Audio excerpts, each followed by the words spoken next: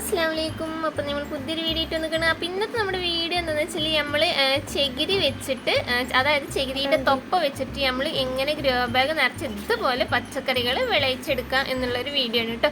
അപ്പോൾ അതിനായിട്ട് നമ്മുടെ വീട്ടിൽ ഇതുപോലെ ചകിരിയൊക്കെ പൊളിച്ച് കൂട്ടി വെച്ചിട്ടുണ്ടാവില്ലേ. പക്ഷേ ഈ ചകിരിയൊക്കെ നമ്മൾ കത്തിച്ച് കളയെങ്കിൽ അതിൻ്റെ തൊപ്പ നമുക്കൊരു വേസ്റ്റായിട്ട് തോന്നാറുണ്ട്. അപ്പം ഇനി മുതൽ നിങ്ങളങ്ങനെ ഈ തുപ്പുകളൊന്നും തന്നെ വേസ്റ്റാക്കി കളയണ്ട. അതൊക്കെ നമുക്ക് നമ്മുടെ കൃഷിയിൽ നല്ല രീതിയിൽ തന്നെ പ്രയോജനപ്പെടുത്താവുന്നതാണ് കേട്ടോ. അപ്പം ഞാനിവിടെ നമ്മുടെ ഈ തൊപ്പകളൊക്കെ എടുത്തിട്ട് ഇതുപോലെ നമ്മളെ ഗ്രോ ബാഗിൽ നിറച്ച് വെച്ചിട്ടുണ്ട്. അപ്പം ഇത് നമ്മളൊന്ന് വെള്ളത്തിലിട്ടിട്ട് ഇതിൻ്റെ കറ കളഞ്ഞ് എടുക്കുകയാണെങ്കിലും കുഴപ്പമില്ല. ഇനി അതല്ലാതെ നമ്മൾ ഇതുപോലെ നേരിട്ട് എടുക്കുകയാണെങ്കിലും വലിയ വിഷയമൊന്നുമില്ല കേട്ടോ. അപ്പം ഞാൻ പറയുന്നത് പോലെ ചെയ്യുകയാണെന്നുണ്ടെങ്കിൽ നിങ്ങൾക്കിത് നേരിട്ട് തന്നെ ഇതുപോലെ ഗ്രോ ബാഗിൽ നിറച്ച് വെക്കാം. പിന്നെ നമ്മളിതുപോലെ ആ ഗ്രോ ബാഗിൻ്റെ സൈഡ് ഭാഗത്ത് കൂടെയൊക്കെ തന്നെ ആ ചകിരിത്തുപ്പ് വെച്ചതിന് ശേഷം നമ്മൾ ആ നടുഭാഗത്തൊരു കുഴിയാക്കിയിട്ട് വെക്കുക.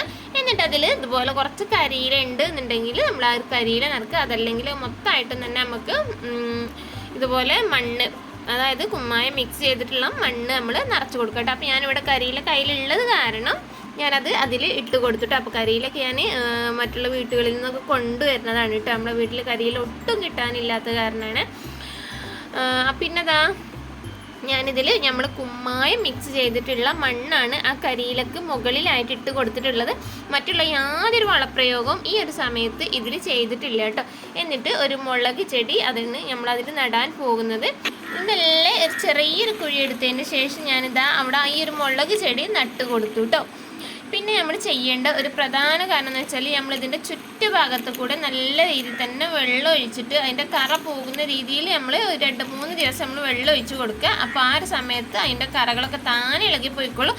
അതിൻ്റെ ശേഷം മാത്രം നമ്മൾ ചാണകവെള്ളമോ അതല്ലെങ്കിൽ ജൈവ സ്ലറികൾ, അതായത് അതിന് വളപ്രയോഗം ചെയ്യുന്ന രീതിയിലുള്ള എന്ത് സ്ലറികൾ കൊടുക്കുകയാണെന്നുണ്ടെങ്കിലും ഈ 2-3 ദിവസം കഴിഞ്ഞതിന് ശേഷം മാത്രം നമ്മൾ കൊടുത്താൽ മതി കേട്ടോ. അപ്പോൾ നമുക്ക് പെട്ടെന്ന് തന്നെ ചെടികൾക്ക് വലിച്ചെടുക്കാൻ പറ്റുന്ന രീതിയിലുള്ള സ്ലറികൾ കൊടുക്കുകയാണെന്നുണ്ടെങ്കിൽ നമ്മളെ ചെടികൾ പെട്ടെന്ന് വളർന്നു വരും കേട്ടോ. ഖരാവസ്ഥയിലുള്ള വളത്തിനേക്കാളും നല്ലത് സ്ലറികളായിട്ട് നമ്മൾ കൊടുക്കുന്നതാവും. ഞാനിവിടെ കൂടുതലും അങ്ങനെ തന്നെയാണ് ചെയ്യാറുള്ളത്. അപ്പോൾ അധികം പൈസ ചിലവില്ലാതെ, അതായത് ഗ്രോ ബാഗ് നിറക്കാൻ ബുദ്ധിമുട്ട് നിൽക്കുന്നവർക്ക് ഇതുപോലെ ചകിരികളൊക്കെ വേസ്റ്റ് ചെയ്യുന്നുണ്ട് എന്നുണ്ടെങ്കിൽ ഈ രീതിയിലൊക്കെ നമുക്ക് ചെയ്യാവുന്നതാണ്.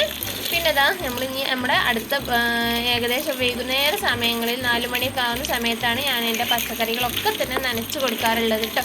അപ്പം ഇത്ര മാത്രമുള്ളൂ ഇന്നത്തെ ഒരു വീഡിയോ. നമ്മൾ ഇങ്ങനെ എന്ത് രീതിയിൽ നമ്മൾ കൃഷികൾ ചെയ്യുകയാണെന്നുണ്ടെങ്കിൽ നമ്മൾ നല്ല രീതിയിൽ വളപ്രയോഗം കൊടുക്കുക. അതിൻ്റേതായ സമയത്ത് അതിൻ്റെ ഓരോ കെയറിങ്ങുകളും നമ്മൾ ചെയ്ത് കൊടുക്കുകയാണെന്നുണ്ടെങ്കിൽ നമുക്ക് നമ്മുടെ വീട്ടിൽ നമുക്കുള്ള സൗകര്യത്തിൽ ഇതുപോലെയൊക്കെ കൃഷികളൊക്കെ നമുക്ക് ചെയ്തെടുക്കാൻ പറ്റുന്നുണ്ട് കേട്ടോ. അപ്പോൾ അത്ര മാത്രമേ ഉള്ളൂ ഇന്നത്തെ ഒരു വീഡിയോ. ഞാൻ അടുത്തൊരു വീഡിയോ ആയിട്ട് വരുന്നവരെയും അസ്സലാമു അലൈക്കും.